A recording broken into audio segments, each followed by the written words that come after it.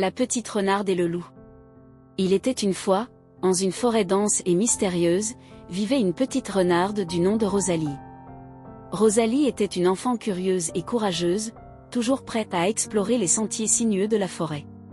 Un jour, sa grand-mère, qui vivait de l'autre côté de la forêt, tomba malade.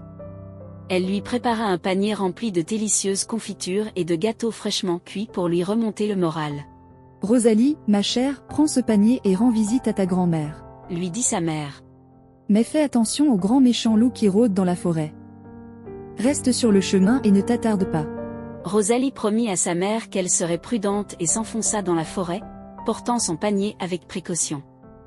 Le soleil brillait à travers les feuilles des arbres, et les oiseaux chantaient joyeusement. Cependant, ce que Rosalie ne savait pas, c'est que le grand méchant loup l'observait depuis les buissons, ses yeux brillants d'une lueur sinistre. Il avait faim et voyait en Rosalie une proie facile. Alors que Rosalie chantait en chemin, le loup s'approcha d'elle, se cachant dans l'ombre des arbres. « Où vas-tu, petite renarde ?» Petite renarde, demanda-t-il d'une voix douce et mielleuse. Rosalie sursauta en entendant la voix du loup, mais elle ne se laissa pas impressionner. « Je vais rendre visite à ma grand-mère malade de l'autre côté de la forêt. » répondit-elle courageusement. Le loup sourit de toutes ses dents pointues. « Oh, quelle gentille petite renarde tu es! Et que transportes-tu dans ce joli panier ?» demanda-t-il, essayant de cacher sa gourmandise. Rosalie hésita un instant, mais elle se souvint des avertissements de sa mère. « Ce sont des confitures et des gâteaux pour ma grand-mère. Je dois y aller maintenant. » dit-elle poliment et continua son chemin. Le loup, cependant, avait d'autres plans. Il savait que la grand-mère de Rosalie vivait seule dans une vieille maison au fond de la forêt. Il sprinta à travers les bois, espérant arriver avant elle. Pendant ce temps, Rosalie continuait son chemin, ignorant les signes de danger qui l'entouraient. Bientôt, elle arriva à la maison de sa grand-mère et frappa à la porte. « Grand-mère, c'est moi, Rosalie. Je vous ai apporté des friandises pour vous remonter le moral. » À l'intérieur, le loup entendit la voix de Rosalie et eut une idée diabolique. Il se glissa furtivement dans la maison et se cacha sous les couvertures de la grand-mère. Quand Rosalie entra, elle fut surprise de voir à quel point sa grand-mère semblait différente.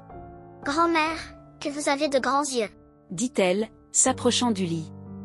Le loup, déguisé en grand-mère, répondit d'une voix rauque. « C'est pour mieux te voir, ma chère, » dit-il en essayant de ne pas grogner.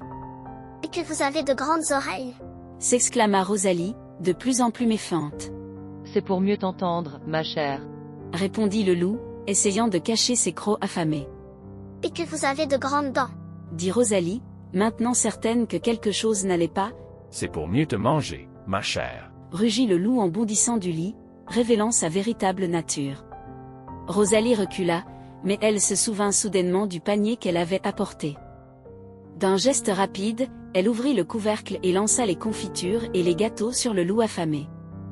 Le loup fut pris au dépourvu, ses yeux étant temporairement aveuglés par les délicieuses friandises. Cela donna à Rosalie le temps de fuir la maison et de courir à travers la forêt aussi vite que ses petites pattes pouvaient apporter. Elle arriva chez elle saine et sauve, où sa mère l'attendait avec impatience.